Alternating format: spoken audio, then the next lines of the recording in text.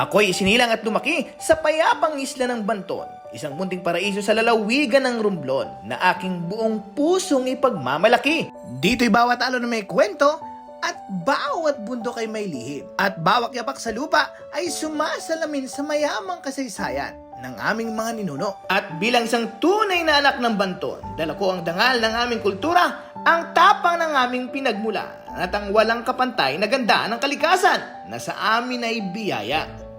Sa pagdating mo sa aming isla, sasalubong na ang tahimik na alon at ang mainit na ngiti ng mga Bantuanon. Isa sa pinagmamalaking pamanang kultural ng isla ay ang Puerta de San Jose, isang matibay na muog na nagsilbing kublihan ng mga Bantuanon nung panahon ng pananakop ng mga Hapones. Dagdag pa rito, matatagpuan ang Sila Cave. Pero bago makarating sa Sila Cave, kailangan munang magsuot ng mga helmet para sa inyong kaligtasan. Ang Sila Cave ay isang makasaysayang kuweba kung saan matatagpuan ang mga bungo at labi ng mga sinaunang ninuno na nakatira sa isla.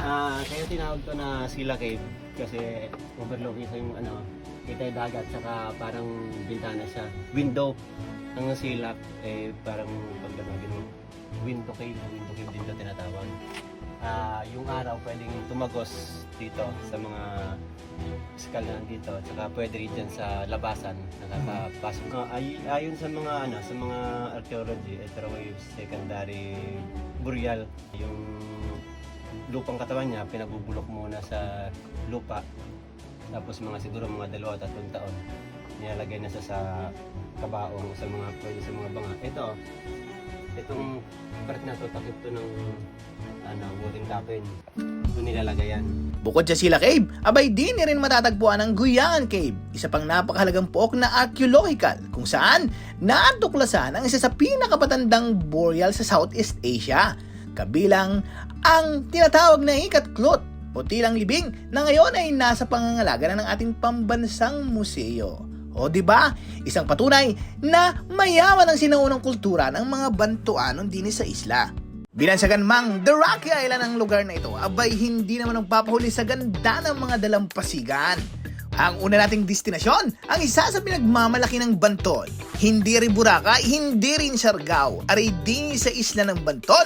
Ito ang Tambak Beach na may mapinong buhangin, napakaputi ng buhangin din at napakalinaw ng tubig. Napakaganda sa lugar nere, perfect na perfect ngayong summer.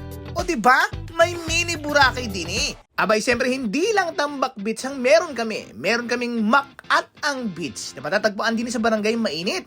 Napakalinaw din ng tubig, white sand, at napakasarap maligo. Perfect na perfect sa sunset kapag hapon. Kaya naman napakasarap din mag-overnight.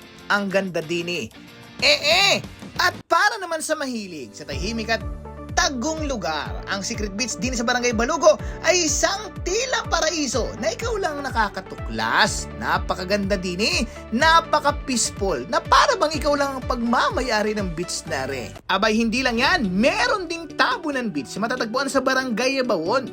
Kilala ang beach dito sa pagkakaroon ng mapang-akit na puyo sa gitna ng dagat na may mabuting buhangin, payapang kapaligiran at sariwang simoy ng hangin na nagbibigay ginawa sa bawat bisita. Di pwede mong mamiss ang spot na ito din sa bayan ng Banton. Ito ang Mount Ginisiba na may taas na 1,200 feet above sea level at meron din tong 800 step bago marating ang view deck ng Mount Ginisiba. Kapag pupunta dito, abay dapat maaga pa sa alas 4:30 para masilayan ang pinagmamalaki ng Mount Ginisibang ito. At pagdating sa view deck, abay sulit na sulit naman ang pagod.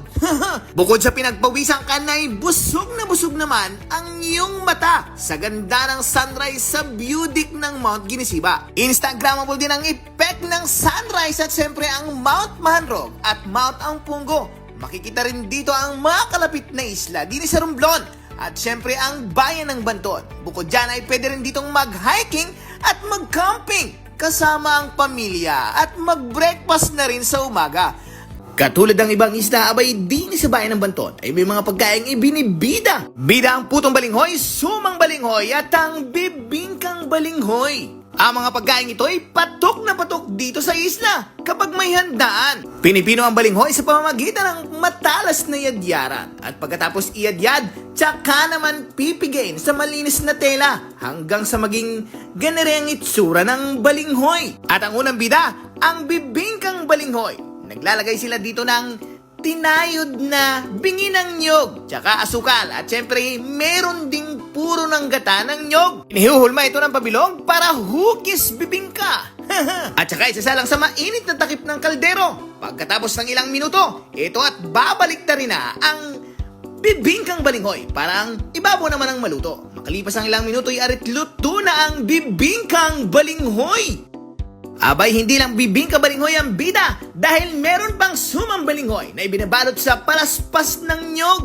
Ang pagkakaiba ng sangkap ng sumang balinghoy sa bibingka ay wala itong tanayod na nyog. At pagkatapos ibalot sa palaspas ng nyog, ito naman ay sasabawan ng pangalawang piga ng gata. Ito ang siyang magluluto din sa sumang balinghoy. At makalipas ang ilang minutong pagluluto, abay eto na't luto na ang sumang balinghoy o rinudo ang tawag din sa isla. Ipinipiga naman gusto para mawala ang katas nito at para maging ganito ang itsura bago lagyan ng asukal at saka naman maggagawa ng bukayo, pampalaman. Ito ang putong balinghoy. Kahibahan ito sa suman at saka sa bibingka, abay asukal at bukayo ang sangkap nito. At saka naman nilalagay din sa hulmahan ng puto. At makalipas ang ilang minutong pagluluto sa puto, ito at luto na. Kailangan ng punasan daw ng margarine sa ibabaw para lalong masarap ang putong balinghoy. Ilan lang ito sa mga bida sa mga handaan din sa isla, ang puto at suman at bibingkang balinghoy. Mayaman din ang isla sa mga singi tulad ng sarinlab at liswit din sa proper bayan ng Banton. May masarap na nagluluto ng mga Bantoanon delicacies. Ito ang Momais Canteen. Kadalasang niluluto sa kantina ito ay ang mga Bantoanon na mga pagkain tulad nitong ginataang sarinlab at liswit. Talaga namang napakasarap na rin. At syempre hindi mawawala ang sinaing sa suka na ipinga ng tawag din ay napakasarap ni rin. Grabe. At syempre mawawala baga naman ang tinatawag na inaslom ng mga Bantoanon. Sari-saring gulay na nilahukan ng sari-sari ding pampalasa tulad ng pusit o pwede namang bagoong o alinmang mga isda na pwede mong ilahok din Eri hindi nawawala sa lamesa ng mga Bantoanon din sa isla. At syempre hindi rin mawawala ang ginataang gulay tulad ng puso. Ang mga putahing ito ay bidang-bida sa lamesa ng mga Bantoanon. Saan mang sulok din ng isla ay talaga namang inaslom at ginataan ang paborito ng pamilya. At syempre hindi rin mawawala ang sinaing na isda at pritos na tandem naman sa ginataang gulay. Dini sa isla, kapag ikay pumunta, hindi ka magugutom dahil marami kang makakainan din sa proper bayan. At para sa ating mga turista, walang problema sa mga tutuluyan. Napakaraming transit din At isa na din ang Patalyas Transient House. Abay, hindi magpapahuli ang mga transient din sa isla. Hindi pipitsugin. Talaga namang magaganda, kompleto, naka-aircon, pati ang CR ay napakaganda at ang mga tulugan. O diba? Ganyan din sa isla. Akala mo'y nasa Maynila ka. At ang kagandahan sa transit na ito, abay may snack house na mismong ang architect pa ang nagtitimpla. Kokplot pang alis uhaw.